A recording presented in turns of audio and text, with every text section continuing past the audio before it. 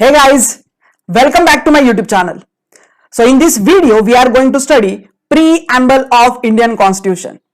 So if you are preparing for civil services, if you are preparing for state services, and if you are preparing for other government examinations, तो वहां पे preamble of Indian Constitution के ऊपर 100% question आता ही है. So यहां पे ये वीडियो में आपको क्या मिलेगा? सबसे पहले प्रीएम्बल को किस तरह से याद करते हैं, उसको किस तरह से सही ढंग से रटना है, ये एक पूरी चीज हम लोग देखेंगे. दूसरा, उसको हम लोग लाइन बाय लाइन बहुत अच्छे स्टडी करने वाला है. और यहां पे मैंने मेरे हैंड रिटन नोट्स भी इंक्लूड किए जिसका आपको बहुत ज्यादा फायदा होने वाला है. तो आपके प्रीलिम से रिलेटेड जितने भी क्वेश्चन आएंगे वो ये हैंड रिटन नोट्स में से ही आएंगे, इसके बाहर का कुछ नहीं आएगा. तो जब भी आपको ऑप्शन एलिमिनेशन करना है या फिर आपको करेक्ट ऑप्शंस को टिक करना है, तो वहां पे आपको ये हैंड रिटन नोट्स का बहुत ज्यादा इस्तेमाल यूज होगा और वहां पे आप ये नोट्स जो है वो बहुत अच्छे से इस्तेमाल कर सकते हो. एंड दूसरा, आपकी जो मुख्य परीक्षा होगी वहां पे भी आपको ये जो हैंड रिटन नोट्स और ये जो एक्सप्लेनेशन मैं आपको देने वाला हूं उसका बहुत अच्छा फायदा होगा. आंसर राइटिंग में वो सारी चीजें आप मेंशन करोगे तो आपके नंबर्स सर्टेनली बढ़ने वाले हैं. तीसरी चीज, प्रीएम्बल ये जो पार्ट है ना वो इंटरव्यू में भी पूछा जाता है. मतलब कैसे, like since you are preparing for UPSC, you are preparing for state service examination, तो जब भी आप इंटरव्यू में जाओगे ना तो स्ट्रेट फॉरवर्ड कभी कभी आपको पूछा जाता है कि प्रीएम्बल बोल के बताओ. और वो टाइम पे अगर आपको प्रीएम्बल नहीं आती है तो एक एम्बैरेसमेंट हो जाएगा, है ना, और एक कॉन्फिडेंस ओवरऑल डाउन हो जाएगा. लेकिन अगर आपको प्रीएम्बल आती है तो वहां पे आपको एक एडिशनल एज मिल जाता है, क्योंकि ऐसे टाइप के जो क्वेश्चंस होते हैं ना, लाइक हमारे एक फ्रेंड थे एंड आईआरएस है वो, तो उनको इंटरव्यू में पूछा था कि एक प्रीएम्बल बोल के बताओ, तो उन्होंने स्टार्टिंग की कुछ लाइंस बोली, उनको आता था डेफिनेटली, तो उनको एक उसका एक पॉजिटिव इफेक्ट मिला. तो ऐसे टाइप के क्वेश्चंस आपको इंटरव्यू में भी पूछते हैं. एंड दूसरी बात, हम लोग भारत के नागरिक हैं तो सर्टेनली इतनी अच्छी ब्यूटीफुल डॉक्यूमेंट हमारे पास है, तो प्रीएम्बल याद होना ये मस्ट है ना, है ना. हमें जनगण मन आता है, हमें वंदे मातरम आता है, ये सारी चीजें हमें याद होती है, हम लोग स्कूल टाइम से सीखते हैं. जब भी आप प्रेयर वगैरह करते हो तो वो टाइम पे प्रीएम्बल को बोलना चाहिए. क्या करिकुलम में तो है ही, हर एक टेक्स्ट बुक के स्टार्टिंग में आपको प्रीएम्बल दिखाई देता है, लेकिन उसके ऊपर ज्यादा ध्यान नहीं देते हो.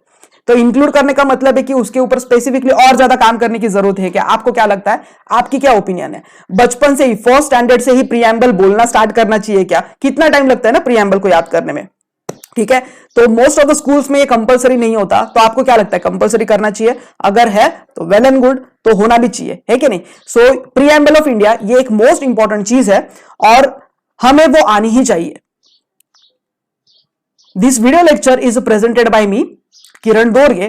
तो यहां पे मैंने मेरे सारे क्वालिफिकेशंस को मेंशन किया है. मेरा और एक YouTube चैनल है जहां पे फिजिक्स से रिलेटेड ब्यूटीफुल वीडियोस मैंने अपलोड कर दिए हैं और बहुत सारे मैं अपलोड करने भी वाला हूं. तो अगर आपके कोई यंगर ब्रदर सिस्टर्स है, अगर आपके कोई फ्रेंड्स है जो फिजिक्स को IIT JEE mains advance NEET competitive physics, board physics, NCERT physics, state board physics अगर वो पढ़ना चाहते तो definitely KD educare physics academy, यहां पे वो विजिट करके बहुत अच्छे वीडियोस फ्री ऑफ कॉस्ट देख सकते हैं. The preamble of a constitution of India. जब भी मैं प्रीएम्बल को याद करने की कोशिश कर रहा था ना तो ये याद नहीं हो रही थी और ये डिफिकल्ट लग रहा था. अगर आप फ्रेशर हो तो सर्टेनली ये आपका इमीडिएटली याद नहीं होने वाला है. तो मैंने क्या किया, मुझे थोड़ा सा म्यूजिक का शौक था, तो मैंने ये जो पूरा प्रीएम्बल है ना इसको एक म्यूजिकल रैप में कन्वर्ट कर दिया. तो ये रैप मैं आपको सिखाने वाला हूं. सबसे पहले मैं आपको बोल के दिखा, हम लोग बोलेंगे ये सो दैट आपका भी ये याद हो जाएगा और इसको हम लोग अच्छे से गो थ्रू भी करने वाले हैं पॉइंट वाइज मैनर में, जो नोट्स मैंने प्रिपेयर किए, तो उससे आपको ये सारी चीजें बहुत अच्छे से समझने वाली है. तो सबसे पहले मैं आपको ये बोल के दिखाता हूं, ठीक है. 1 2 3. We the people of India having solemnly resolved to constitute India into a sovereign, socialist, secular, democratic republic and secure to all its citizens justice, social, economic and political liberty of thought expressions, belief, faith and worship, equality of status and of opportunity, and to promote among them all fraternity, assuring the dignity of the individual and the unity and integrity of the nation. In our Constituent Assembly, this 26th day of November 1949, do hereby adapt, enact and give to ourselves this Constitution. कैसे लगा आपको? मजा आया? तो ये वाली जो चीज है ना वो आपकी भी याद हो जाएगी थोड़े टाइम के बाद, लेकिन सिर्फ उसको याद नहीं करना है, हमें उसको सबसे पहले समझ के लेना है। तो अभी हम लोग वीडियो स्टार्ट करेंगे तो उसमें हर एक चीज का बहुत डेप्थ में मीनिंग है, हम लोग उसको समझ के लेंगे सबसे पहले। और जब भी सारे वर्ड्स हमें बहुत अच्छे से समझेंगे, सारे कॉन्सेप्ट्स हमें समझेंगे, ठीक है, और उसके बाद जैसे ही हम लोग डॉट्स कनेक्ट करके लेंगे तो ये जो चीज है वो आपके दिमाग में अपने आप फिक्स हो जाएगी अलॉन्ग विथ नोट्स। सो आपका प्रीलिम बेस्ड काम हो जाएगा, आपका मेंस एग्जाम राइटिंग वाला पार्ट हो जाएगा, इंटरव्यू में जितने भी टाइप के क्वेश्चंस इसके ऊपर आते हैं वो आपके बन जाएंगे। डायनामिक पार्ट आप न्यूज़पेपर से खुद से जब आप प्रिपेयर करोगे नोट्स तो उसमें आप डायनामिक पार्ट ऐड कर लेना। और प्रीएम्बल ये जो है ना, ये पूरा पेज ये आपका याद हो जाएगा। तो ये होगा ओवरऑल लेक्चर का फ्लो, ठीक है। तो वन बाय वन हम लोग चीजों को स्टार्ट करते हैं। मैं इसको पहले जूम कर लेता हूं।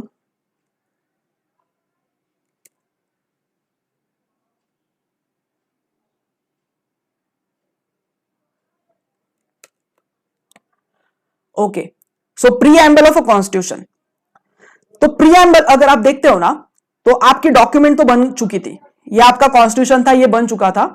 फिर अभी क्वेश्चन ये आता है कि प्रीएम्बल को ऐड करने की जरूरत है या नहीं है। तो अगर आप देखते हो ना तो जो कॉन्स्टिट्यूशन का शुरुआती जो पार्ट है उसमें आपको प्रीएम्बल दिखेगा, लेकिन फिर इसको इंट्रोडक्शन या फिर प्रीफेस टू कॉन्स्टिट्यूशन बोले या फिर इसको समरी या एसेंस ऑफ अ कॉन्स्टिट्यूशन बोले, ठीक है ना। देखो आप एक इंडिविजुअल हो, तो अगर आप इंडिविजुअल हो तभी जाके आपका आधार कार्ड बनेगा, तभी जाके आपका पैन कार्ड बनेगा। पहले ही आप किसी का पैन कार्ड नहीं बना सकते, है ना। जन्म से पहले थोड़ी किसी का पैन कार्ड या फिर आधार कार्ड बनेगा कि मेरा जन्म होने वाला है भाई फ्यूचर में। आप थोड़ी पहले ही अपने मॉम डैड को बोल सकते हो कि भाई मेरा आधार कार्ड पैन कार्ड बनाओ, आंसर इज नो, है ना। तो सबसे पहले आप हो और उसके बाद फिर आपका एक आइडेंटिटी कार्ड आता है। आइडेंटिटी कार्ड कौन सा हो सकता है, आधार कार्ड, पैन कार्ड और बहुत सारी चीज हो सकती है ना। तो एन ए पालखी वाला ये एक एमिनेंट जूरिस्ट थे, तो उन्होंने जो प्रीएम्बल है उसको क्या बोला, identity card of a constitution, ठीक है।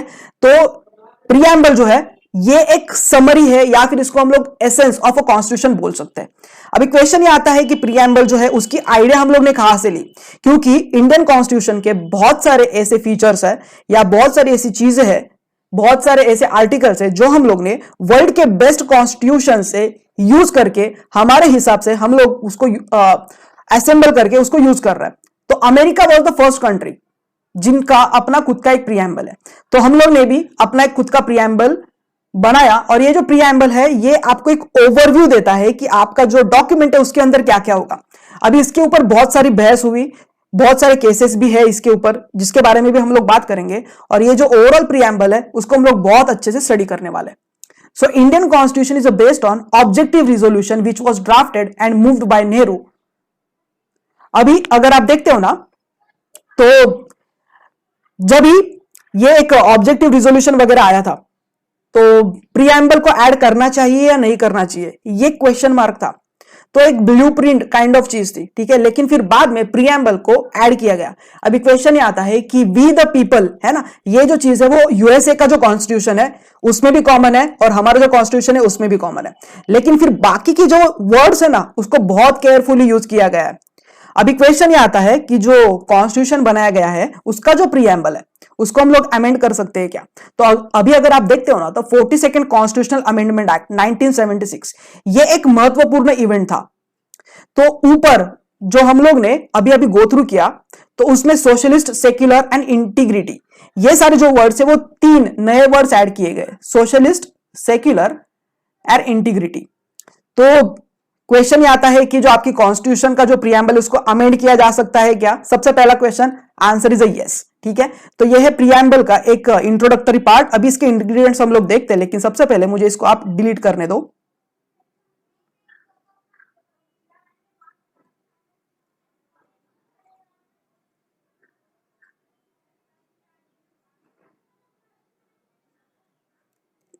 ओके, अभी क्वेश्चन ये आता है कि सोर्स ऑफ ऑथोरिटी कौन है। So constitution derives its authority from people of India, है ना।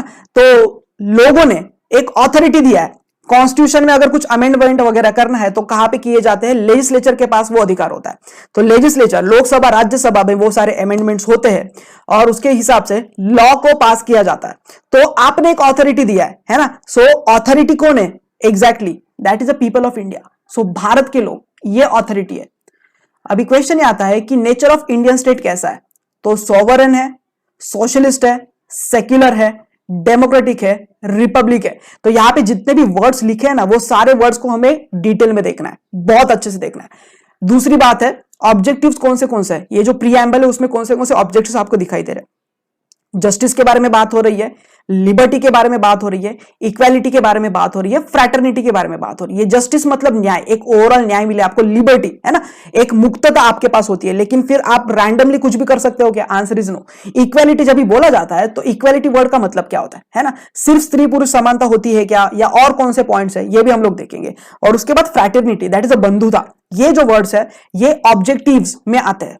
डेट ऑफ एडेप्टेशन क्या है, 26 November of 1949 do hereby adopt enact and give to ourselves this constitution, ऐसा हम लोग बोल रहे हैं ना।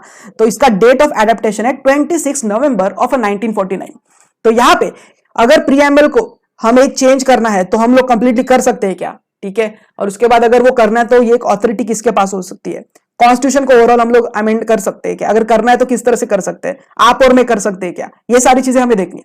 लेकिन सबसे पहले एक बात बताओ, मान लो आप एडवोकेट बन गए, ठीक है, आपके पास लॉ का बहुत स्ट्रांग टेक्निकल नॉलेज है, आपके पास एक पूरी टीम है, ठीक है, तो आप खुद से कॉन्स्टिट्यूशन बना सकते हो क्या, एक नई कॉन्स्टिट्यूशन, ठीक है, आपके पास वो अधिकार है क्या, answer is no. Technical knowledge होना एंड उसके बाद खुद से कॉन्स्टिट्यूशन बनाना, ये दो अलग अलग चीज है। आपके पास टेक्निकल नॉलेज हो सकता है लेकिन खुद से आप अलग कॉन्स्टिट्यूशन नहीं बना सकते, ठीक है, क्योंकि आपके पास वो अधिकार नहीं है। और आपको अधिकार किसने नहीं दिया है, आपको जो अधिकार है वो किसने नहीं दिया है, that is the people of India, ठीक है। तो पीपल ऑफ इंडिया, जब भी आप वोट करने जाते हो, थ्रू वोटिंग आप अधिकार देते हो।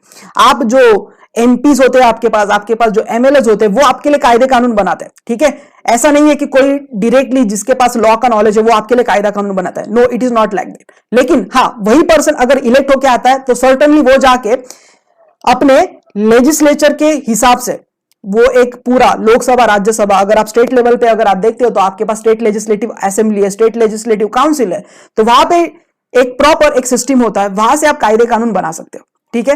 तो ये है मोस्ट इंपॉर्टेंट इंग्रेडिएंट्स। कौन से इंग्रेडिएंट्स देखे हम लोग ने, देखो अभी हम लोग जब भी पढ़ रहे हैं ना तो ये स्टडी के हिसाब से लो आप, ठीक है। तो बहुत सारी चीजें मैं रिपीटेडली बोलते जाऊंगा। ये रिपीटेशन क्यों जरूरी होता है, क्योंकि अगर आप फ्रेशर हो, फर्स्ट टाइम पढ़ रहे हो, या फिर अगर आप यूपीएससी के एस्पिरेंट हो, आप एक्सपीरियंस भी हो, लेकिन बहुत सारे नए पॉइंट्स आपको अभी दिखाई देंगे, क्योंकि जाने अनजाने में आपसे वो पॉइंट छूट जाता है। तो जब भी मैं रिपीट करूंगा ना ये चीजों को, तो आपके दिमाग में ना वो वर्ड्स आना स्टार्ट होंगे, और यही हमें चाहिए। जब तक वर्ड्स के साथ आप खेलते नहीं हो, आप बोलते नहीं हो, आप सुनते नहीं हो, तब तक वो सारे कॉन्सेप्ट्स बहुत अच्छे से दिमाग में नहीं जाते, है ना। तो सोर्स ऑफ ऑथोरिटी कौन सा होता है, constitution derives its authority from people of India. तो लोग है आपके पास, नेचर कैसा है, sovereign, socialist, secular, democratic, Republic, polity. अभी यहां पे जितने भी वर्ड्स है ना उसको हम लोग को बहुत अच्छे से देखना है, आगे नोट्स में मैंने ऐड करके रखा है। ऑब्जेक्टिव्स कौन से, justice, liberty, equality, fraternity. Date of adaptation 26 November 1949। तो ये एक बेसिक चीज हो गई, और बेसिक वर्ड्स अभी हम लोग ने सुने हैं, है ना। ओके,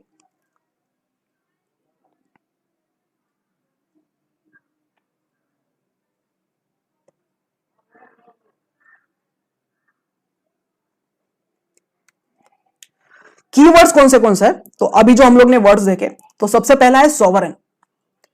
अभी क्वेश्चन ये आता है कि हमारा जो भारत देश है, हम लोग सॉवरन है क्या, ठीक है। तो सॉवरन का मतलब हमारे जो इंटरनल डिसीजंस है, हमारे एक्सटर्नल डिसीजंस है, किसी के ऊपर डिपेंड करते हैं क्या, ठीक है। तो answer is a no. India neither dependency on और dominion of any other nation, and ये इंडिपेंडेंट है। सो हम हमारे own affairs external and internal ये खुद से कंडक्ट कर सकते हैं। अभी क्वेश्चन ये आता है कि आपने देखा होगा कि हम लोग वर्ल्ड में बहुत सारी ऑर्गेनाइजेशन है उसके मेंबर है, हम लोग यूएनओ के मेंबर्स है, हम लोग डब्ल्यूएचओ में है ना। तो बहुत सारी जगहों पे हम लोग मेंबर्स है। तो फॉर एग्जाम्पल कल यूनाइटेड नेशंस हमें कुछ बोलता है कि यहां पे वॉर काइंड ऑफ सिचुएशन है, आप अपनी आर्मी भेजो, या यहां पे थोड़ी सी पैसे की जरूरत है, रिसोर्सेज की जरूरत है, आप अपनी तरफ से रिसोर्सेज भेजो। तो ऐसे स्पेसिफिक केस में हमें वो कंपलसरी नहीं होता कि भेजना ही है, ठीक है। उन्होंने बोला है, हमें मानना है तो हम मानेंगे, अगर हमें नहीं मानना है तो ये अपने ऊपर है। लेकिन हम लोग अगर सिग्नेटरीज है तो उसके हिसाब से फिर गवर्नमेंट ऑफ इंडिया की तरफ से डिसीजंस लिए जाते हैं, समझ रहे हो। लेकिन यहां पे हम लोग किसी के अंडर नहीं है, हम अपने ओन अफेयर्स खुद से मैनेज कर सकते हैं। तो वो एक्सटर्नल भी हो सकते हैं, इंटरनल भी हो सकते हैं। अभी देखो ना, रिसेंटली इंडिया और चाइना के बीच में एक बाउंड्री डिस्प्यूट हो रहा है ना, और इंडिया पाकिस्तान के बीच में भी एक डिस्प्यूट चलते रहा है। तो अभी राइट नाउ इंडिया और चाइना अपने दोनों लेवल के ऊपर बायलैटरल वे में ये दोनों मीटिंग लेके ये इशू को सॉल्व कर सकते हैं। हमें जरूरी नहीं कि कंपलसरी नहीं है कि हमें कोई दूसरे कंट्री का सुनना है या फिर हमारे डिसीजन दूसरे कंट्री के हिसाब से मैनिपुलेट हो सकते हैं। नो, हमारे पास वो पूरा अधिकार है। हम लोग अपने इंटरनल अफेयर्स खुद से मैनेज कर सकते हैं, एक्सटर्नल अफेयर्स खुद से मैनेज कर सकते हैं, इंटरनल ट्रेड, एक्सटर्नल ट्रेड, वो सारी चीजें हम लोग खुद से कर सकते हैं, सिक्योरिटी से रिलेटेड डिसीजन हम लोग खुद से ले सकते हैं। तो हम लोग किसी के ऊपर डिपेंड नहीं है ना। तो ये सबसे पहली चीज है, ये सोवरेन वर्ड का मतलब है। एनीवेज, तो लेकिन अभी आप में से कोई स्टूडेंट ऐसा स्मार्ट बच्चे होते हैं, वो क्वेश्चन पूछेंगे, सर हमारे पास तो पेट्रोलियम इतना ज्यादा है नहीं, ठीक है, तो हम लोग तो पेट्रोल तो इंपोर्ट कर रहे हैं और बहुत सारी ऐसी चीजें जो हम लोग इंपोर्ट कर रहे हैं, तो हम लोग तो कोई तो देश के ऊपर डिपेंड कर रहे हैं ना। लेकिन भाई साहब, यहां पे कौन से कंट्री से पेट्रोल लेना है, कौन से कंट्री से डीजल लेना है, कितने प्राइस में लेना है, ये सब तो हम खुद डिसाइड कर रहे हैं। राइट नाउ रिसोर्सेस नहीं है, इससे कुछ फर्क थोड़ी पड़ रहा है। कहां से वो लेना है, कौन से कंट्री से लेना है, कितने टाइम के बाद लेना है, वो सारे डिसीजंस तो आपके खुद के हैं, समझ रहे हो। तो जब भी आप अंडरस्टैंड करते हो ना चीजों को, तो इंटरलिंक करके चलो। और जैसे जैसे आप न्यूज़पेपर पढ़ना स्टार्ट करोगे ना, तो ये सॉवरेन, ये जो वर्ड है ना, ये आइडिया आपकी और ब्रॉड होते जाएगी।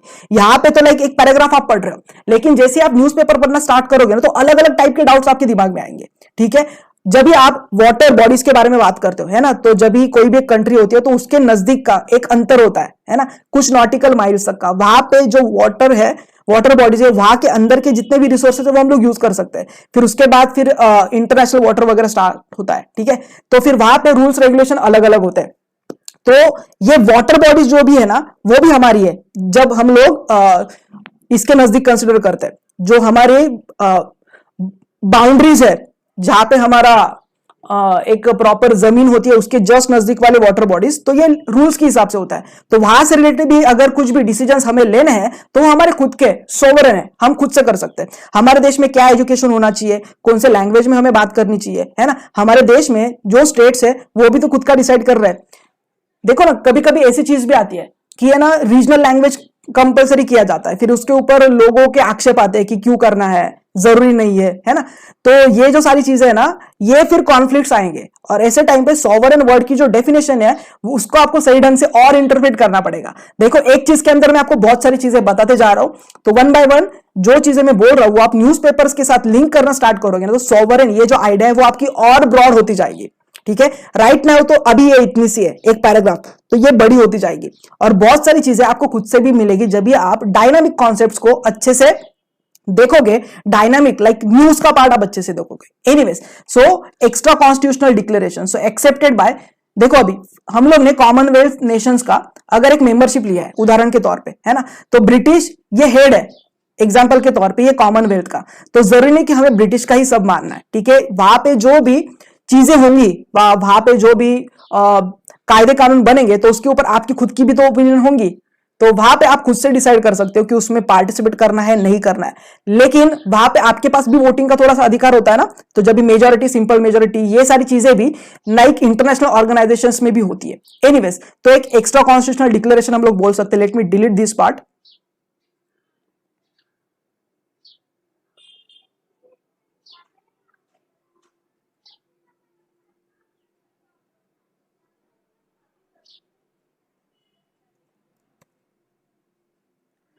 सो ऐसी चीजें does not affect your sovereignty. आपके पास यूनाइटेड नेशन यूएनओ का मेंबरशिप है, तो वो जो सारी चीजें आपको बोल रही है, ठीक है, तो उसके ऊपर आप खुद से डिसाइड कर सकते हो कि वो करना है या नहीं करना है। सो it is not a compulsive, it is not a compulsive. Next जो आइडिया है that is a socialist idea.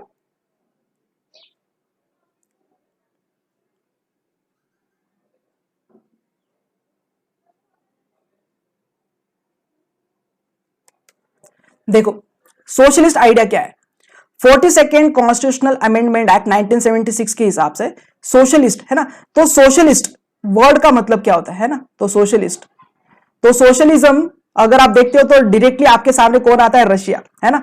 तो कार्ल मार्क्स की वगैरह भी थियरीज है बहुत अलग अलग। तो देखो, जब भी आप सोशलिस्ट वर्ड यूज करते हो तो उसमें क्या होता है, देखो मान लो ये आपके पास देश है और ये देश के अंदर के रिसोर्सेस है, तो ये रिसोर्सेज को इक्वली डिस्ट्रीब्यूट करना, ये जनरली सोशलिज्म की आइडिया होती है। लेकिन हमारे देश में वैसे टाइप का सोशलिज्म नहीं होता, ठीक है ना। तो सोशलिज्म की हमारी आइडिया बहुत अलग है, जिसके ऊपर हम लोग बात करने वाले हैं। तो अभी अगर आप देखते हो तो कांग्रेस पार्टी का जो एक रिजोल्यूशन था, so Congress party adopted resolution establish socialist pattern of a society. तो ये अवधि सेशन 1955 इसमें एक डिसाइड किया गया था। तो हमारा जो सोशलिज्म है that is a democratic socialism, so it is a mixed economy, both public, private and state, ये को एग्जिस्ट होता है।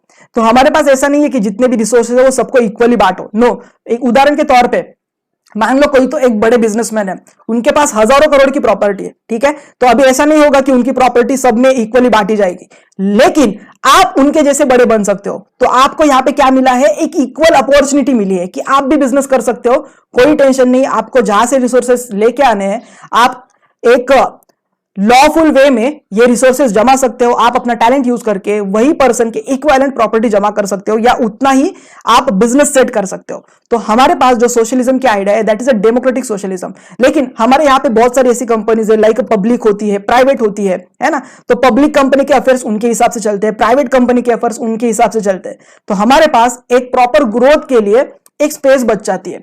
तो वही प्रॉब्लम्स जो सोशल एक पैटर्न ऑफ इकोनॉमी होती है वहां पे दिखाई नहीं देता।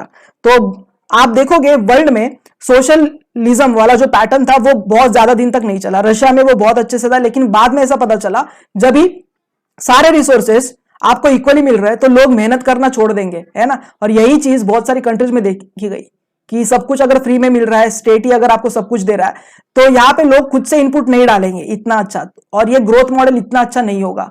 तो ये चीजें भी देखी गई। एनीवेज, सो ये था आपका सोशलिस्ट वर्ड का मीनिंग। अभी यहाँ पे ये जो आइडिया है इसके ऊपर भी आपको बहुत सारे आर्टिकल्स न्यूज़पेपर में दिखाई देंगे। तो ये एक बेसिक पैटर्न हमें पता होना चाहिए, क्योंकि आपके प्रीलिम के जो क्वेश्चंस है वो ये जो कंटेंट हम लोग देख रहे हैं उसके ऊपर फ्रेम किए जाएंगे। लेकिन यहाँ पे जो भी वर्ड्स आप देख रहे हो ना उसके ऊपर न्यूज़पेपर में आपको बहुत सारे आर्टिकल्स दिखेंगे। तो अलग अलग ऑथर्स अपने अपनी ओपिनियंस वहां पे रिप्रेजेंट करेंगे और आपको बहुत सारे एडिशनल पॉइंट्स भी मिलेंगे। तो सोशलिस्ट है क्या, कौन से टाइप का सोशलिस्ट है ना, और इकोनॉमी से रिलेटेड कौन से मॉडल्स होते हैं। तो अभी अगर आप जब इकोनॉमिक्स पढ़ना स्टार्ट करोगे तो वहां पे सोशलिज्म और उसके इकोनॉमिक मॉडल्स ये चीजें आपको दिखाई देंगी। रमेश सिंह ने बहुत ब्यूटीफुली वो चीज दी है, इकोनॉमिक्स की बहुत अच्छी किताब है। आपका जो 11th स्टैंडर्ड का एनसीईआरटी है इकोनॉमिक्स का, वहां पे भी बहुत अच्छे से उन्होंने चीजों को मेंशन किया है। तो सोशलिस्ट प्रिंसिपल के बारे में और हम लोग पढ़ेंगे, लेकिन राइट नाउ इतना पॉइंट्स भी हमारे लिए सफिशिएंट है कि ये सोशलिस्ट क्यों लिया है और क्या है। तो यहाँ पे हमें क्या पता होना चाहिए exam point of view, 42nd constitutional amendment act, ठीक है, और उसमें कुछ DPSP that is directive principles of state policies के बारे में बात की, और उसके बाद एक सेशन हुआ था दैट इज अवधि सेशन 1955। और हमारा जो सोशलिज्म है वो कौन से टाइप का है, ये डेमोक्रेटिक सोशलिज्म है। सो यहाँ पे हम लोग मिक्स्ड इकोनॉमी के बारे में बात करते हैं जिसमें पब्लिक, प्राइवेट, स्टेट ये को एग्जिस्ट करता है। तो ये है हमारी सोशलिस्ट की आइडिया।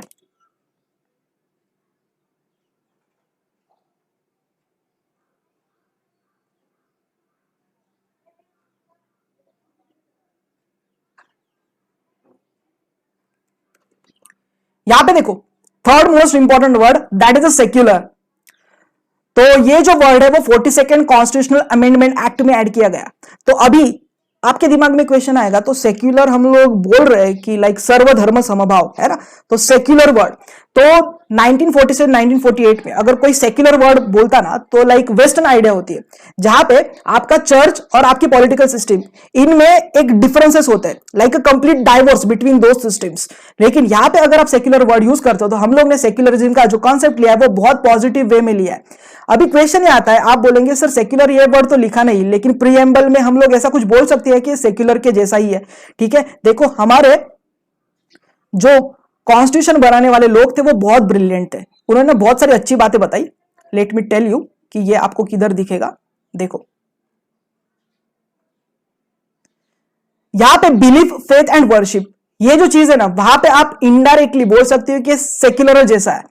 बिलीफ है आपके पास, फेथ है और वर्शिप के बारे में आप बात कर रहे हो। ठीक है, तो ये एक चीज है जिससे हम बोल सकते हैं कि ये एक आपका सेक्युलर काइंड ऑफ चीज आप इसको बोल सकते हो। यहां पे ये जो वर्ड है ये एक पॉलिटिकल मूव आप बोल सकते हो।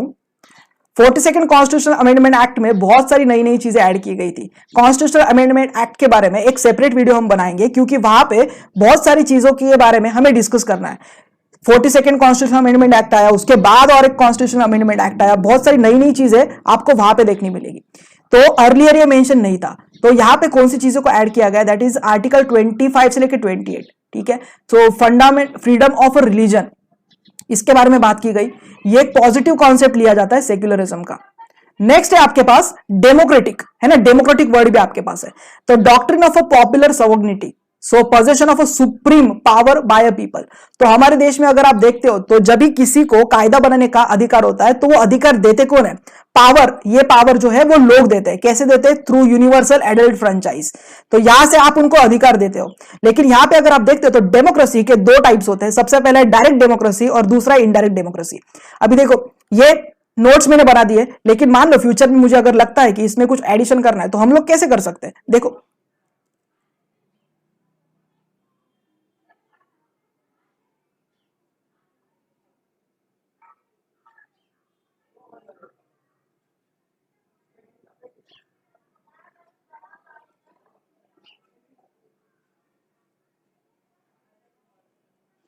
देखो ये एडिशनल नोट्स मैंने ऐड किए हैं। अगर आपको भी लगता है कि ऐसे ही नोट्स आपके पास हो, देखो खुद से आपने सबसे पहले एक नोट्स बनाए, ये आपके फर्स्ट नोट्स हो गए, और उसके बाद फिर आपके पास सेकंड नोट्स भी होते हैं। सेकंड नोट्स मतलब आपके एडिशंस। बेटा लेट मी ये थोड़ा सा बड़ा करने दो।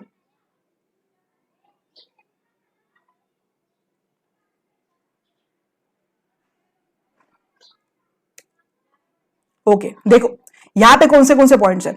डायरेक्ट डेमोक्रेसी के बारे में बात की जा रही है। अभी डायरेक्ट डेमोक्रेसी मतलब क्या होता है? The decisions related to government policies, laws and other issues are taken by the people. Conversely and indirect democracy, the people choose their representatives, takes decisions on the formulation of a law and policies. अभी ये statement देखने के बाद आपको मैं एक question पूछता हूं, हमारे देश में जो डेमोक्रेसी वो direct form of a democracy है या indirect form of a democracy है?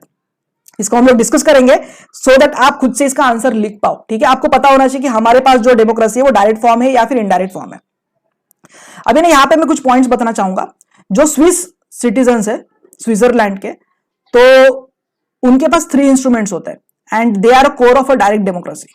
तो इसमें 3 चीजें होती है। एक होता है पॉपुलर इनिशिएटिव, दूसरा होता है ऑप्शनल रेफरेंडम एंड तीसरा होता है मैंडेटरी रेफरेंडम। अभी ये चीज मैं क्यों बता रहा हूं, देखो ये हमारे सिलेबस से थोड़ा सा रिलेटेड नहीं है, ठीक है, लेकिन वहां पे डायरेक्ट और इनडायरेक्ट डेमोक्रेसी आया था, तो इसके लिए मैंने ये वाली चीजें इसको थोड़ा सा एडिशनल लिया है, समझ रहे हो? तो इसके लिए हम लोग एक बार देख लेते हैं पॉपुलर इनिशिएटिव क्या होता है। देखो ये चीज हमें और क्यों समझ के लेनी है, क्योंकि यूरोपियन यूनियन से बाहर निकलने के बारे में एक कंट्री सोच रही थी, है ना, लाइक ब्रिटेन सोच रहा था कि कि यूरोपियन कंट्री से वो बाहर निकलना चाह रहा है। तो वहां पे एक रेफरेंडम लिया था। तो कुछ परसेंट लोग बोल रहे थे कि बाहर जाना चाहिए, कुछ परसेंट लोग बोल रहे कि नहीं जाना चाहिए, और उसके हिसाब से फिर डिसीजन लिया जाता है। ठीक है, तो एक रेफरेंडम है कि लोग बता सकते हैं कि करना चाहिए या नहीं करना चाहिए। आप देखते हो फेसबुक के ऊपर भी ऐसे पोल्स आता है कि मतलब मान लो कोई तो हाँ, उदाहरण के तौर पे मैं आपको बताता हूं कि कोरोना है आपका, कोरोना की वजह से अभी बहुत सारे प्रॉब्लम्स हो रहा है, तो लॉकडाउन ये चीज होनी चाहिए या नहीं होनी चाहिए? पहले तो लाइक 3 मंथ तक तो कोई टेंशन नहीं, लाइक मैक्सिमम लोग तो यही बोलेंगे, 90% 95% people will say that lockdown होना ही चाहिए। लेकिन 3 महीने के बाद क्या, मान लो अगर ऐसा रेफरेंडम दिया कि लॉकडाउन जो है वो और एक्सटेंड करना चाहिए या नहीं करना चाहिए, तो फिर वहां पे आप वोट ले सकते हो लोगों का। तो ये वोटिंग वगैरह आपको किधर दिखाई देते हैं? फेसबुक पे कुछ पेजेस जो होते हैं वो वोटिंग ले लेते हैं, या फिर आप यूट्यूब पे देखो, सोशल मीडिया प्लेटफॉर्म पे ऊपर वोटिंग ली जाती है। लेकिन ये ऑफिशियल वोटिंग नहीं है, ये हमारे गवर्नमेंट की तरफ से ली गई वोटिंग नहीं है, है ना, समझ रहे हो आप? तो ये ऐसे टाइप की वोटिंग, मेरा क्वेश्चन अभी है कि ऐसे टाइप का जो वोटिंग है वो हमारे देश में होना चाहिए क्या? अभी ये क्वेश्चन आपको मुख्य परीक्षा में पूछ सकते हैं। ठीक है, एक रेफरेंडम जो होता है वो हमारे देश में होना चाहिए क्या लीगली? आपके क्या पॉइंट्स है इसके ऊपर? अभी तो आप लाइक इनिशियल अगर स्टेज पे हो तो शायद आपको इसका आंसर नहीं आता होगा, लेकिन अगर आप एक्सपीरियंस कैंडिडेट हो तो इसके ऊपर आप बात कर सकते हो कि रेफरेंडम जो है वो होना चाहिए या नहीं होना चाहिए। अगर होना चाहिए तो क्यों, क्रिटिसाइज करो, एंड अगर आप उसके फेवर में हो तो क्यों होना चाहिए। तो 4 पॉइंट्स आपके पास होने चाहिए, क्योंकि ऐसे टाइप के क्वेश्चंस अभी आपको एग्जाम में दिखेंगे, है ना। देखो करंट सिचुएशन चल रही है और फिर रेफरेंडम होना चाहिए या नहीं होना चाहिए, आपका स्टैंड क्या है? तो आंसर यस और नो में होगा, और उसके बाद यस है तो क्यों यस है, नो है तो क्यों नो है। इस तरह से आपको अपने आंसर्स बनाने होते हैं। अभी यहां पे देखो इनके 3 चीजें इसके अंदर। एक है पॉपुलर इनिशिएटिव, अगर हम लोग स्विस के बारे में बात करते हैं, it allows people to suggest laws in Switzerland on federal, cantonal, cantonal मतलब अपने देश में कैसे स्टेट्स है वैसे ही वहां पे कैंटोनल होते हैं, and municipal level. So on federal and cantonal level it suggest changing the respective constitution. तो अगर कॉन्स्टिट्यूशन वगैरह चेंज करने हैं फेडरल या फिर कैंटोनल लेवल का, इन एडिशन टू इट, इसको ये direct form of a democracy बोलते हैं। उसके बाद ऑप्शनल रेफरेंडम होता है और एक मैंडेटरी रेफरेंडम होता है। It allows citizens to oppose laws voted by the federal parliament. तो उनका जो फेडरल पार्लियामेंट है वहां पे अगर कोई भी लॉ आता है तो उसको सिटीजन अपोज कर सकते हैं। कैंटोनल एंड और municipal decrease by legislative and executive bodies. तो यहां पे अगर कुछ लॉज या कायदे वगैरह बनाए जा सकते तो वहां पे एक प्रॉपर प्रोसीजर है। So on a federal level vote will be organized on every law against which opponent collect 50,000 valid signatures during the period of 100 days after publication by the parliament। ठीक है, अपने देश में देखो ऐसी चीजें नहीं हो रही है। आपको लगता है क्या होना चाहिए? मान लो ऐसा डिमोनेटाइजेशन का पहले बिल आना चाहिए था, है ना, डायरेक्टली डिमोनेटाइजेशन। देखो नोटबंदी हो गई, लेकिन पहले आपको बताना चाहिए था, उसके बाद फिर रेफरेंडम लेना चाहिए था 100 डेज का कि करना चाहिए नहीं करना चाहिए। आपको क्या लगता है ना? फिर दूसरा ऐसे जीएसटी का इंप्लीमेंटेशन है, तो हमारे यहाँ पे रेफरेंडम की सिस्टम है क्या? हमें ये पहले सबसे पहले पता होना चाहिए, यस और नो में हमारा आंसर होना चाहिए। एंड अगर नहीं है तो आपके हिसाब से क्या है? देखो ना कितने सारे क्वेश्चंस लिंक हो गए हमारे। एनीवेज, और एक क्वेश्चन हम लोग पूछ सकते हैं। अभी इंडिया चाइना बॉर्डर डिस्प्यूट हो रहा है, आपके हिसाब से वॉर होना चाहिए क्या, या फिर आप वो चीज को किस तरह से प्रिवेंट कर सकते हो? आपके क्या पॉइंट्स है? तो रेफरेंडम लेना चाहिए क्या लोगों का, वॉर करना चाहिए नहीं करना चाहिए, या गवर्नमेंट को खुद से डिसाइड करना चाहिए? राइट नाउ तो हम लोग ने पॉलिटिकल लीडर्स को वोट देके वो अधिकार दे दिया है, लेकिन आपकी इन्वॉल्वमेंट क्या है? अभी देखो सोशल मीडिया के थ्रू लोग एक प्रेशर ग्रुप क्रिएट करने की कोशिश करते हैं, लेकिन लीगली वो चीज हमारे पास है क्या? देखो ना, इनके पास कैसा है कि एक 50,000 वैलिड सिग्नेचर्स चाहिए, 100 दिन का टाइम है, और ये पब्लिकेशन बाय पार्लियामेंट, ये सारी चीजें अपने पास नहीं है ना, तो यही तो दिक्कत है। नेक्स्ट है आपके पास mandatory referendum. So it is a mechanism that holds mandatory votation of some decisions of a federal, cantonal, municipal parliament and or government। ये modifications of a constitution और addition to, अगर आप देखते हो तो यहां पे एग्जांपल के तौर पे फाइनेंशियल डिसीजंस डिक्रीड बाय कैंटोनल और कम्युनल एग्जीक्यूटिव और लेजिस्लेटिव बॉडीज, तो ये मैंडेटरी काइंड ऑफ में आ गया। तो ये तीन चीजें हैं, हमें जस्ट उसका एक ओवरव्यू पता करना था जो हमने करके लिया, और इससे हमें 2-3 क्वेश्चंस भी मिले जो हमारे एग्जाम से रिलेटेड हो सकते हैं। ओके, तो ये देखो, ये कुछ एडिशनल नोट्स है। Let me close this now. Next form of a democracy, indirect. So elected by a people to exercise supreme power. तो यहां पे अगर आप देखते हो रिप्रेजेंटेटिव डेमोक्रेसी में parliamentary form of a government and presidential form of a government आता है। तो ये डेमोक्रेसी है ना। तो हम लोग क्या करते हैं, कैंडिडेट्स को इलेक्ट करते हैं कि आप जाके हमारे लिए कायदे कानून बनाओ। तो ये indirect form of a government. So political democracy can't last unless there lies at the base of its social democracy. So way of a life recognized by liberty, equality, fraternity, that is egalitarian social order. तो social democracy हम होने चाहिए, है ना। तो social democracy में आपके पास liberty होनी चाहिए, आपके पास एक इक्वालिटी होनी चाहिए, आपके पास फ्रैटर्निटी होनी चाहिए। लिबर्टी मतलब कौन से टाइप की लिबर्टी, है ना? एक्सप्रेशंस ऑफ अ थॉट, आपके पास बिलीफ, फेथ, वर्शिप के बारे में आप बात कर रहे हो। तो जब भी हम लोग फ्रीडम के बारे में बात करते हैं तो वो आपको एक लिबर्टी देता है, लेकिन जो आपका फ्रीडम है वो लाइक एब्सोल्यूट नहीं है, एक रिस्ट्रिक्शन आपको हो सकता है। इक्वालिटी जब आप बात करते हो तो लाइक मेन फीमेल इक्वालिटी, है ना। तो इक्वालिटी, तो इसमें भी और पॉइंट्स है, हम लोग बात करेंगे जब भी डीपीएससीपी का पॉइंट इसमें आएगा। इक्वालिटी कौन से टाइप की इक्वालिटी के बारे में हम लोग बात कर रहे हैं। फ्रैटर्निटी लाइक बंधुता। सो ये जो एक फॉर्म ऑफ अ डेमोक्रेसी, इसको हम लोग बोल रहे हैं indirect form of a democracy.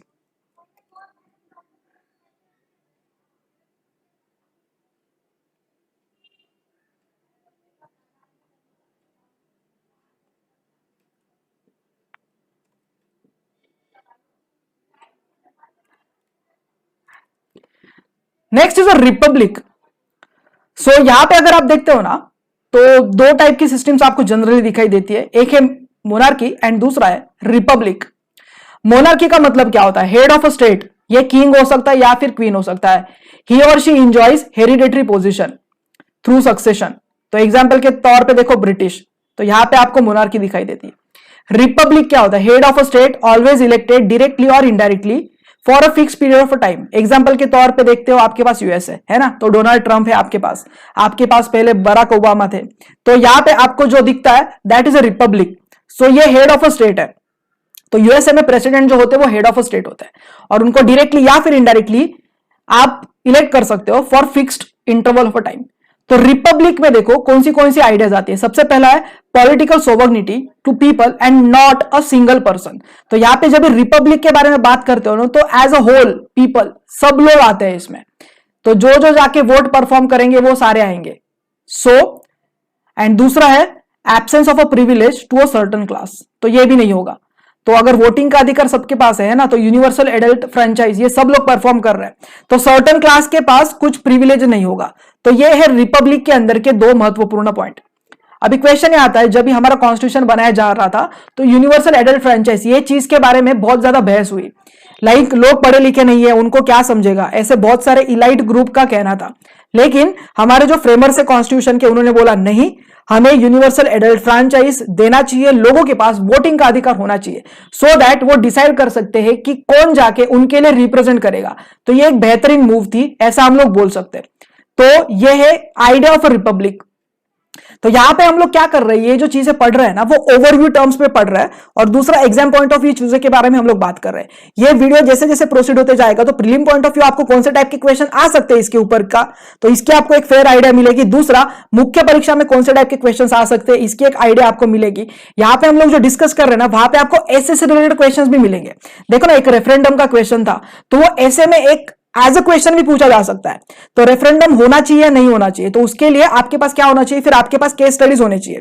Case studies kind of आपके पास वो एक नोटबंदी का एक पूरा सिनेरियो होना चाहिए, अगर उसमें रेफरेंडम होता तो वो चीजें कैसे अफेक्ट करती, जीएसटी के बारे में होना चाहिए, या फिर एक वॉर जैसी सिचुएशन है उसके लिए होना चाहिए, या फिर इकोनॉमिक होना चाहिए, पॉलिटिकल, सोशल, ऐसी सारी जो चीजें है ना, इसके ऊपर रेफरेंडम होना चाहिए। ठीक है, फॉर एग्जाम्पल अभी कुछ सेंसिटिव चीजें मैं बताता हूं। मान लो कभी रेप केस होती है, तो वहां पे पुलिस डायरेक्टली एक्शन ले सकती है क्या, मतलब इंस्टेंट जस्टिस होता है ना, उसके लिए आप सपोर्ट करते हो क्या? तो ऐसे टाइप की जो सेंसिटिव चीजें होती है वो रेफरेंडम के थ्रू सॉल्व किए जा सकते हैं क्या, या फिर उसमें और कॉम्प्लिकेशंस आएंगे? तो रेफरेंडम जो है ना, इसके ऊपर ऐसे टाइप के क्वेश्चंस भी आ सकते हैं। तो आपके पास अगर वेरी स्ट्रॉन्ग मटेरियल है ना, तो ये बहुत अच्छे मार्क्स आपको दे सकते हैं। लेकिन वहां पे आपको एक केयर करना पड़ेगा, that is a balance of view. तो ऐसे टाइप के जब क्वेश्चन आएंगे तो बैलेंस ऑफ व्यू बहुत ज्यादा मैटर करता है। तो यस, इससे आपको जितना फायदा भी हो सकता है उतना नुकसान भी हो सकता है। लेकिन हमें जीएस पॉइंट ऑफ व्यू ऐसे टाइप के क्वेश्चंस को पहले से ही प्रिपेयर करके रखना पड़ेगा, सो दैट एग्जाम में अगर क्वेश्चन आए तो जनरल स्टडीज के हिसाब से एक जनरल ओपिनियन आप वहां पे लिख के आ सकते हो। ठीक है, लेकिन ऐसे में आपके पास वो एक्सपर्टाइज लेवल होना चाहिए। देखो, तो ये एक आइडिया ऑफ रिपब्लिक के बारे में ये बात होती है। एनीवेज, तो यहां पे देखो आपके पास जो महत्वपूर्ण पॉइंट है, ये एक मोनार्की के बारे में बात हो रही है, दूसरा है रिपब्लिक मतलब हेड ऑफ स्टेट के बारे में बात हो रही है। और रिपब्लिक की दो बेहतरीन आइडियाज कौन सी है, political sovereignty to the group of people, जो भी सिटीजन है उनके पास, and not to a individual person, and उसके पास absence of a privilege to certain class. ऐसा नहीं होगा कि जिसके पास बहुत ज्यादा पैसा है वही सब कुछ कंट्रोल करते जा रहा है। हाँ, हालांकि रियलिटी कुछ अलग हो सकती है, लेकिन यहां पे जो लिखी हुई बातें हैं बहुत हद तक हमें अपनी जो ओवरऑल चीजें हैं उसको अंडरस्टैंड करने में हेल्प कर देती है। तो ये है रिपब्लिक। नेक्स्ट है आइडिया ऑफ जस्टिस। तो जस्टिस में हम लोग क्या बोल सकते हैं, let me delete this part.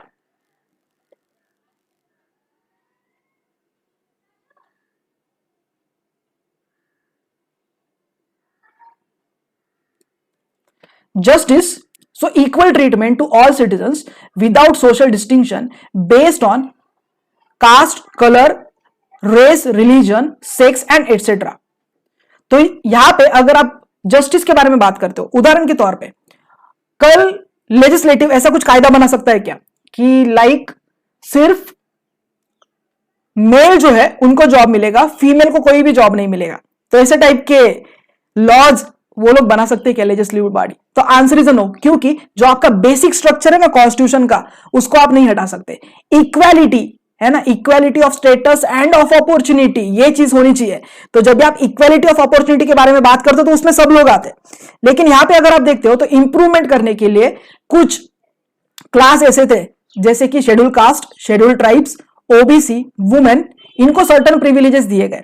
अभी अगर जब भी कोई भी गवर्नमेंट की एडवर्टाइजमेंट आती है फॉर सर्टन पोस्ट, तो वहां पे आपको दिखाई देता है क्लियर कट डिस्टिंक्शन कि टोटल पोस्ट है उसमें से ओपन के लिए कितने हैं, एससी के लिए कितने हैं, एसटी के लिए कितने हैं, ओबीसी के लिए कितने, स्पोर्ट कोटा है क्या, वुमेन के लिए कितना है ना। तो ये क्यों किया गया था, ये इंप्रूवमेंट के लिए किया गया था। तो ऐसे जो सेक्शंस है जो इकोनॉमिकली पुअर थे, सोशली पुअर थे, उनके इंप्रूवमेंट के लिए ये चीजें की गई थी।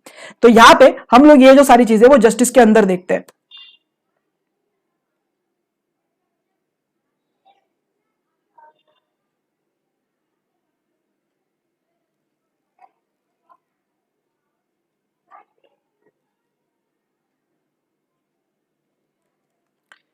Next is economic justice. Economic justice आप किसको बोल सकते हो?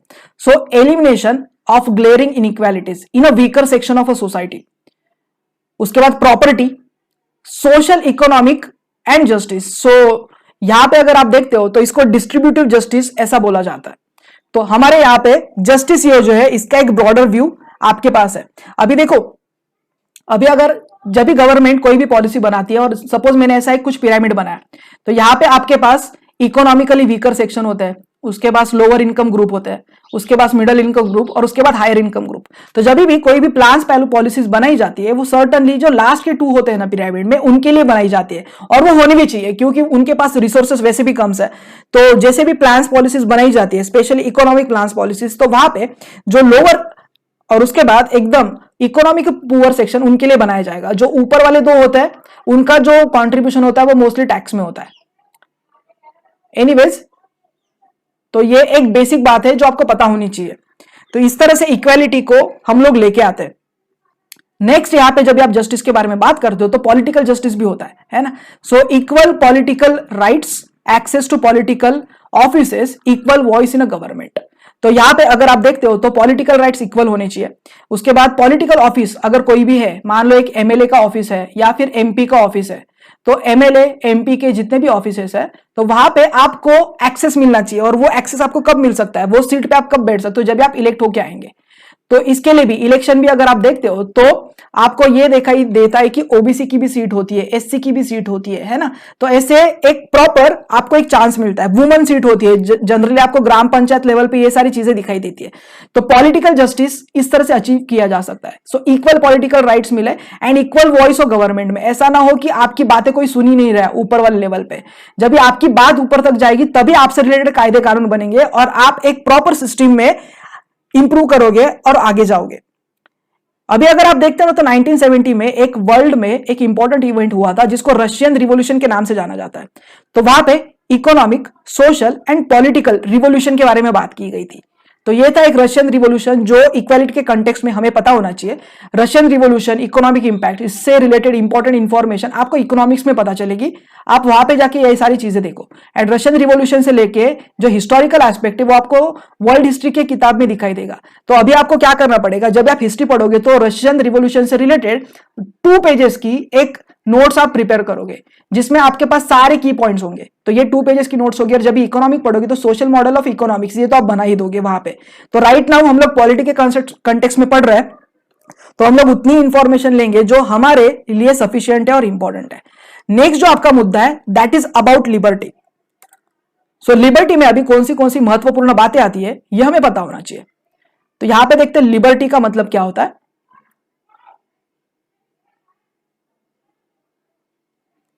तो जब आप लिबर्टी के बारे में बात करते हो, so absence of restraint on activities of individual provide opportunities for development of individual personalities. तो लिबर्टी ये क्यों दी गई है आपके पास, है ना। तो आपके पास एक लिबर्टी है सो दैट आप अपने सेल्फ में इंप्रूवमेंट करो।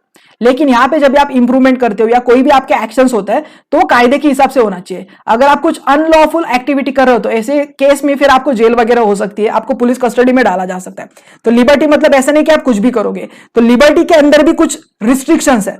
सो लिबर्टी आपको किसके बारे में हो सकती है, that is a liberty of thought, expressions, belief, faith and worship.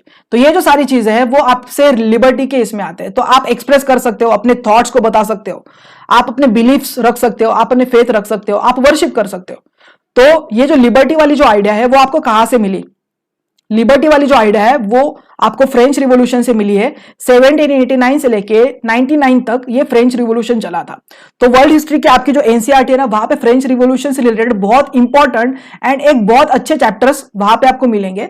तो जब आप वर्ल्ड हिस्ट्री वाला पार्ट देखोगे तभी फ्रेंच रिवॉल्यूशन के ऊपर थोड़ा सा अच्छे से फोकस करना कि कैसे फ्रेंच रिवॉल्यूशन हुआ था, कैसे वहां पे सबसे पहले किंग्स थे वो डोमिनेट कर रहे थे, लोगों के ऊपर अत्याचार हो रहे थे। फिर उसके बाद आप बाकी की चीजें अच्छे से पढ़ सकते हो। नेक्स्ट आपका जो पार्ट है दैट इज इक्वालिटी। तो इक्वालिटी के बारे में आप कौन से पॉइंट्स देखोगे, let me delete this part first.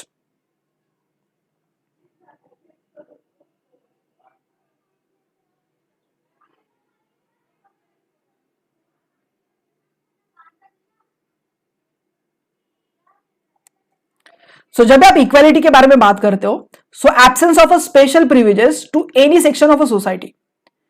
ये क्यों किया गया? ये एडिक्वेट अपॉर्चुनिटीज होनी चाहिए for all individuals without any discrimination.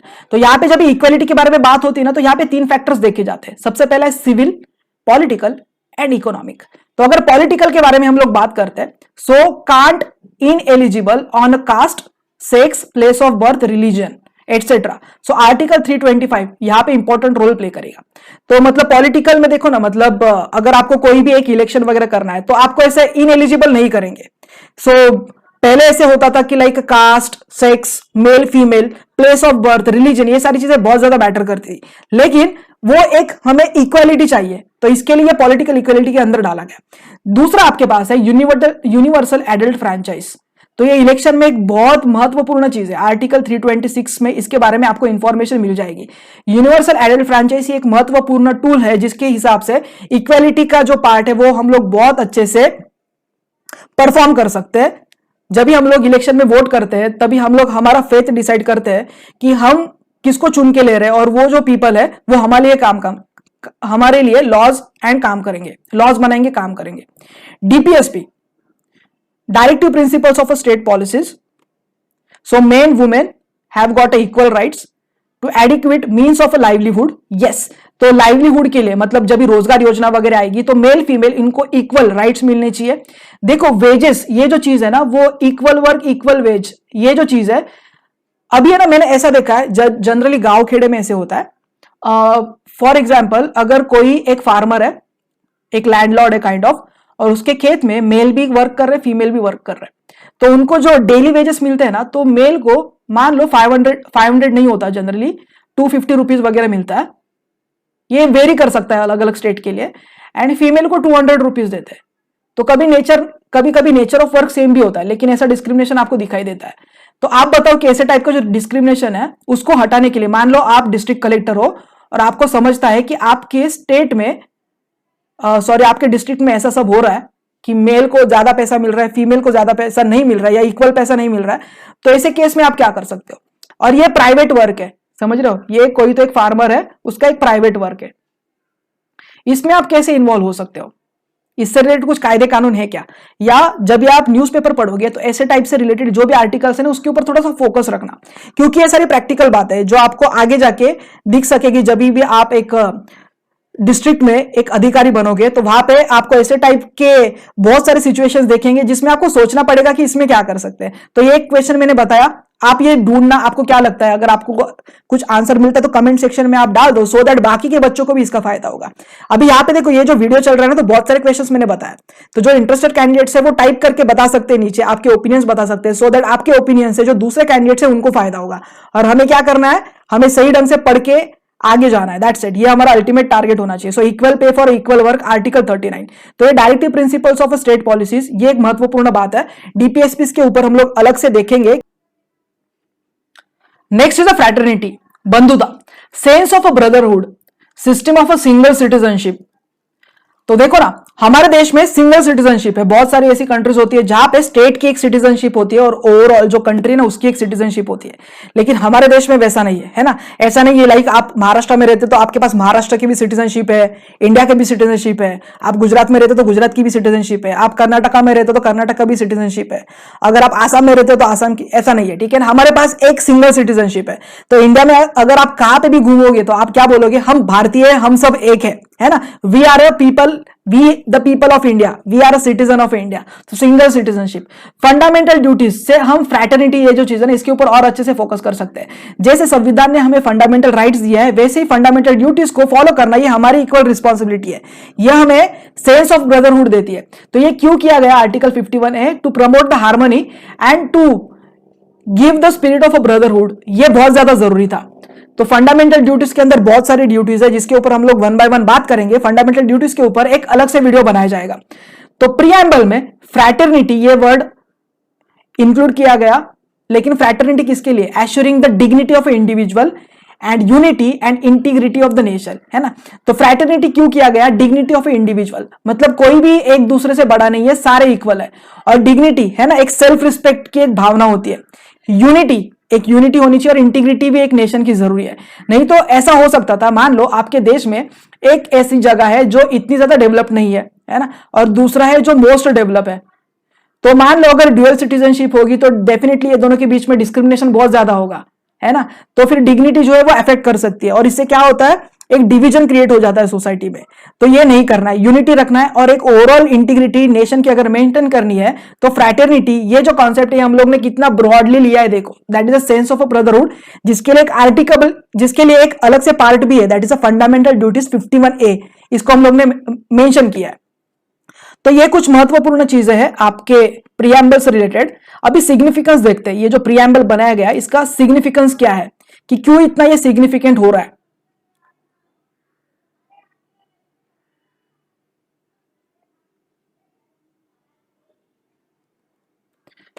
So basic philosophy and fundamental values, जिसमें पॉलिटिकल, मोरल एंड रिलीजियस, ये सारी चीजें आपको प्रीएम्बल में दिखाई देती है। It reflects dream of a constitutional framers. तो जो कॉन्स्टिट्यूशन बनाया गया था, देखो ना इतना बड़ा कॉन्स्टिट्यूशन है, largest written, world's largest written constitution, है ना। तो इतना जब कॉन्स्टिट्यूशन बनाया गया होगा तो कितने सारे बेहतरीन इनपुट्स हमारे देश के जो लॉ मेकर्स जो थे, जो हमारे कॉन्स्टिट्यूशन असेंबली का भी पार्ट थे और ये फ्रेमर्स भी थे, तो इन्होंने कितने ब्यूटीफुली ये सारी चीजें रखी थी और कितना ब्रॉडर उनका विजन होगा, कितना आगे का उन्होंने सोचा था।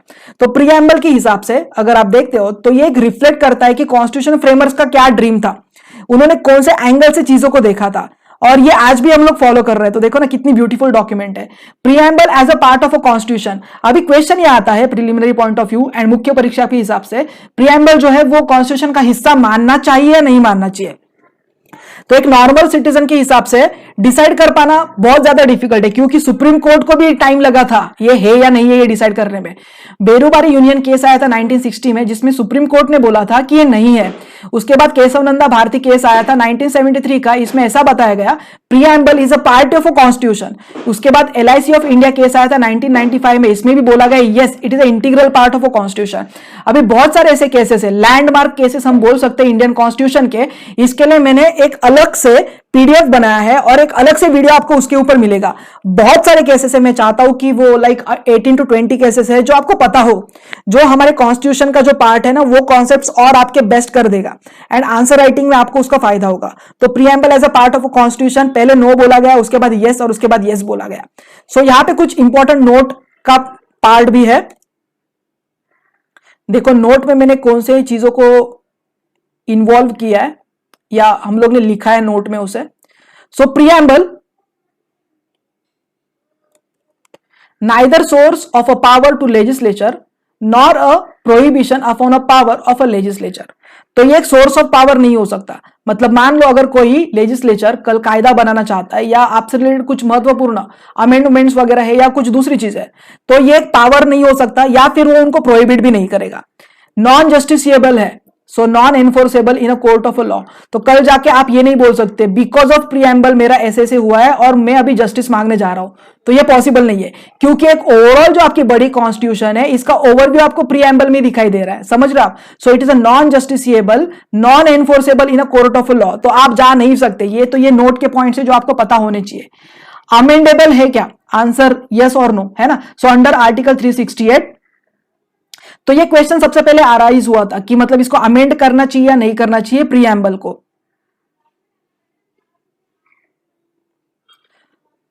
सो यहां पे देखो क्या बोला है, under article 368 question arose first time during the Kesavananda Bharati case 1973। So it can not be amend, not a part of a constitution. Petitioner ने क्या बोला, power under article 368 can't be used to destroy और damage the basic element of a fundamental features of a constitution. तो यहां पे क्या बता रहा है कि आप इसको अगर अमेंड भी कर रहे हो तो यहां पे आपको बेसिक स्ट्रक्चर जो है ना उसको नहीं हटाना है। तो बेसिक स्ट्रक्चर नहीं हटाना है, उसके जो देखो ना वर्ड्स देखो ना, people of India, sovereign, socialist, secular, democratic, republic to secure to its all its citizen, justice, social, economic, political, ये सारे वर्ड्स आप हटा नहीं सकते। ये जो प्रीएम्बल है इसको अमेंड तो डेफिनेटली एक बार कर दिया गया है, तो इससे रिलेटेड ये केसेस है और यहां पे कुछ पॉइंट्स है जो आप अपने आंसर राइटिंग में लिख सकते हो।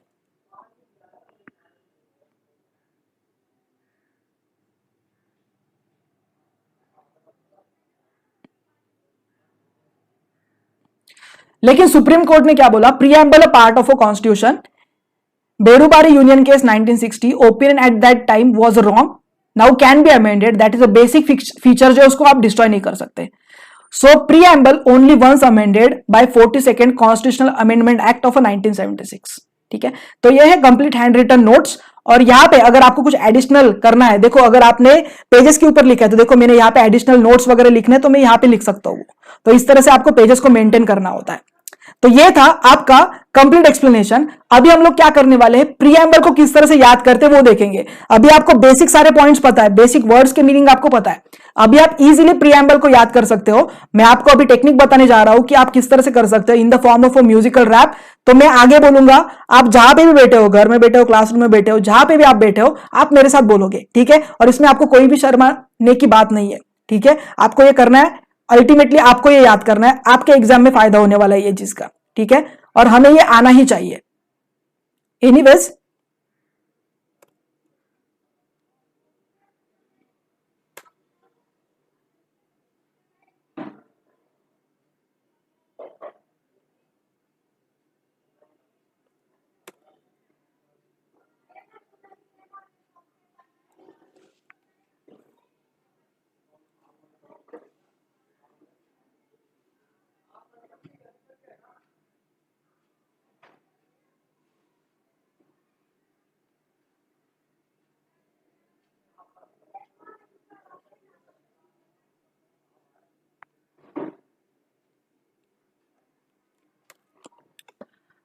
ओके. ठीक है, एक बार मैं बोल देता हूं ये पूरा, सो दैट आपको पता चलेगा कि रिदम क्या, और उसके बाद हम लोग वन बाय वन इसको प्रिपेयर करेंगे.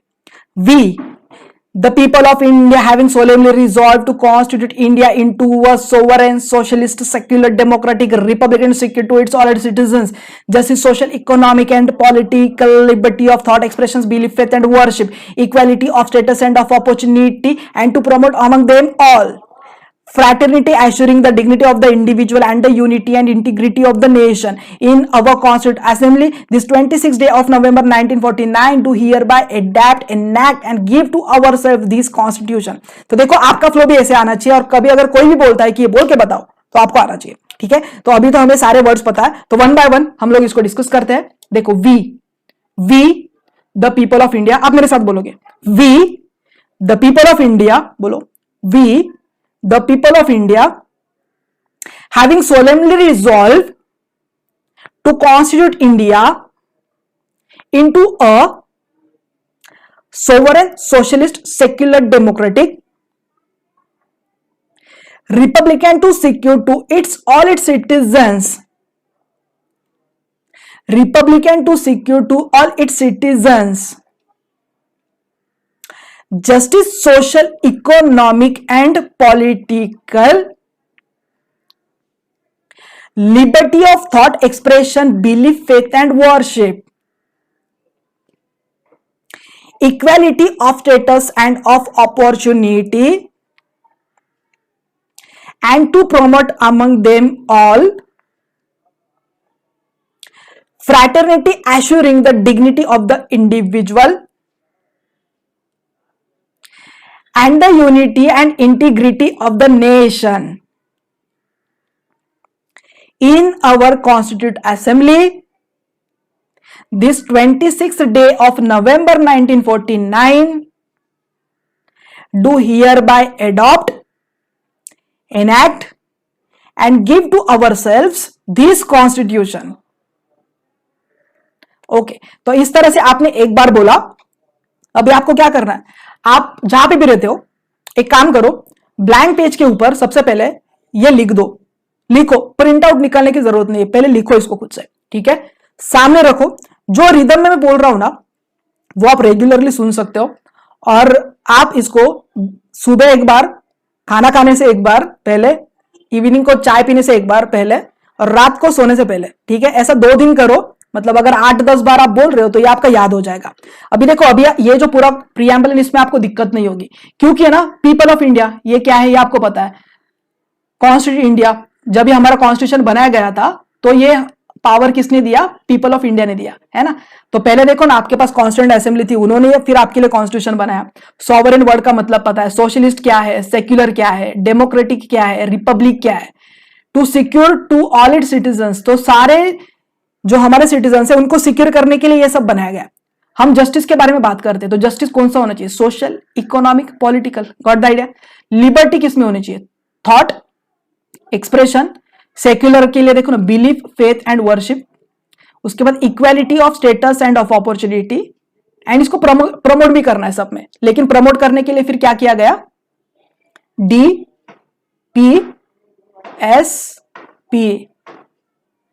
फ्रैटर्निटी, बंधुता, assuring the dignity of the individual and unity and integrity of a nation. तो फ्रैटर्निटी के लिए क्या किया गया, फंडामेंटल ड्यूटीज को बनाया गया। देखो फ्रैटर्निटी के पॉइंट्स अभी आपके दिमाग में आना स्टार्ट हो जाएंगे। इन अवर कॉन्स्टिट्यूंट असेंबली, तो ये कब किया गया, 26 नवंबर 1949। तो इसमें आप क्या कर रहे हो, एडेप्ट कर रहे हो, एनैक्ट कर रहे हो and give to our self, हम अपने आप को क्या दे रहे हैं, एक बेहतरीन कॉन्स्टिट्यूशन दे रहे हैं। ठीक है, तो ये हमारा प्रीएम्बल ऑफ इंडिया, ये कंप्लीट वीडियो लेक्चर था। आपको ये वीडियो लेक्चर कैसे लगा मुझे डेफिनेटली बताएं, और आपको और मेरी तरफ से क्या एक्सपेक्टेशन है और किस तरह से मैं लेक्चर को डिलीवर करूं और कौन से ऐसे महत्वपूर्ण पॉइंट्स है, आप मुझे कमेंट सेक्शन में बताइए। अगर आपको वीडियोस पसंद आ रहे हैं तो डेफिनेटली आप अपने दोस्तों के साथ इसको शेयर करें। Thanks a lot, keep watching.